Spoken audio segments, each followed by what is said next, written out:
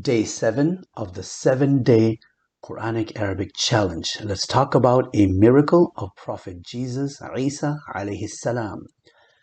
Bismillahir Rahmanir Rahim. Wassalatu wassalamu ala rasulihil kareem. A'udhu billahi minash shaitanir rajim. Uhyi al-mawta bi-idhni Allah. Uhyi al-mawta bi-idhnillah.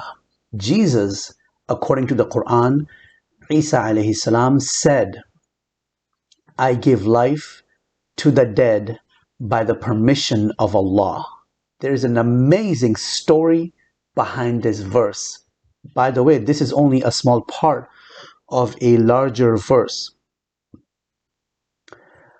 Isa alayhi salam was one of the greatest prophets of Allah. Allah empowered him with many miracles.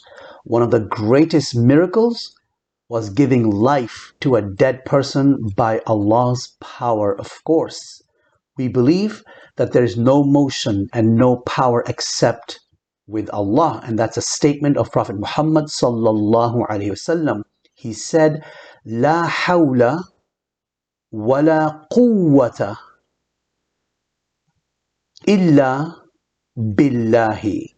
Remember this, la hawla wa la quwwata illa billahi, which means there's no motion and no power except with Allah. So how did he do it? According to tafsir of al-Imam al-Qurtubi, first Jesus would pray 2 units or rakat of prayer. He would then recite 7 particular names of Allah. Of course, we know Allah has 99 names, and according to some, even more than 99 names. He recited 7 particular names of Allah. Then he would call the dead person, and the dead person would answer and come back alive. How many people did Jesus bring back to life? Jesus brought back, alayhi salam, brought back a total of 3 men and a woman by the power of Allah, according to the traditions as reported in tafsir of al-Imam al-Qurtubi. Here are some of the people he brought back to life. Al-Adhir, who was actually a friend of Jesus alayhi salam, who had died few days earlier. Ibn al-Ajuz, Bint al-Ashir, which is a woman. So the first 2 are men. And then Sam, yes, Sam, the son of Prophet Nuh, or Noah alayhi salam, who had died 4,000 years before Jesus. Now all of these people had died few days earlier. The first 3 people brought back to life were those who had died recently. So some people challenged Jesus by saying, hey, that wasn't a real miracle. They had just died. They argue that it's possible that all those 3 people who had died recently were simply unconscious and not completely dead.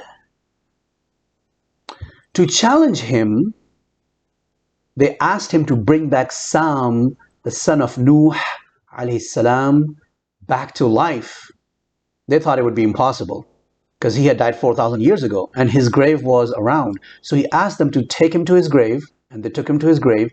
He went to the grave and then called Sam, and he came out of his grave alive. Subhanallah, Allahu Akbar. Imagine dead people coming alive. This is mind-blowing with the power of Allah. Let's break down this verse word by word.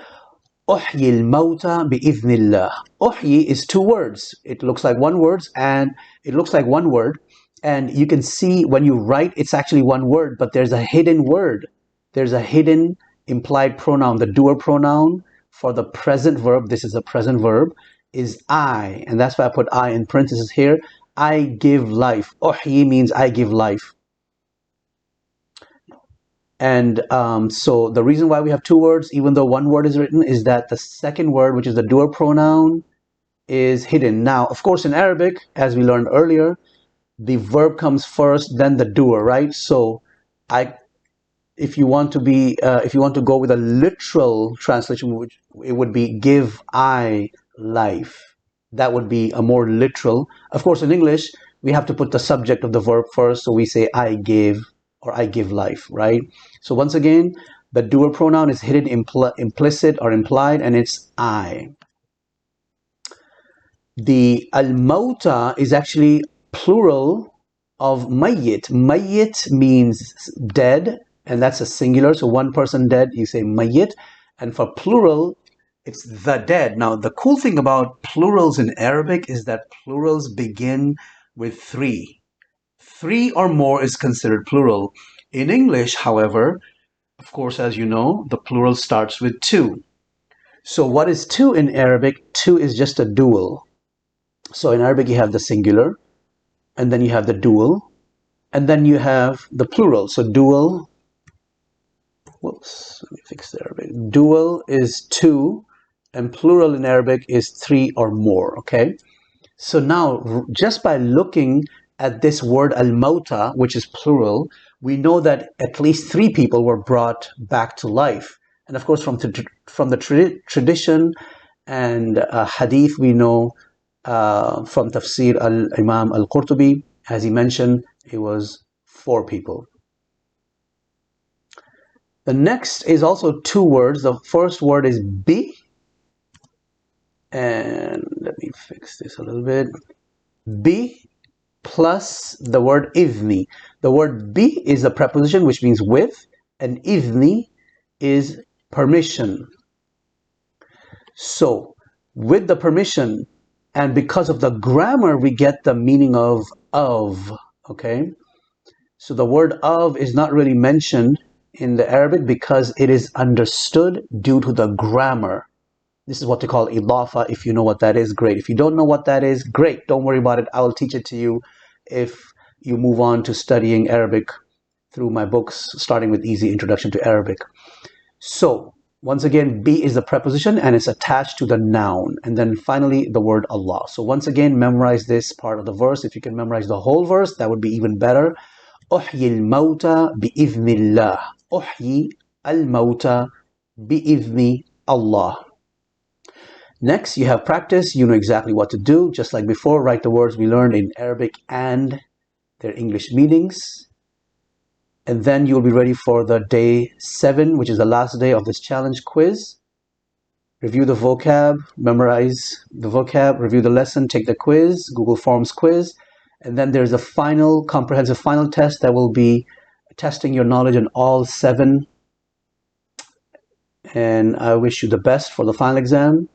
And then please do subscribe to this YouTube channel and follow us on Facebook so you can get the latest update. والحمد لله رب العالمين والصلاة والسلام على رسوله الكريم.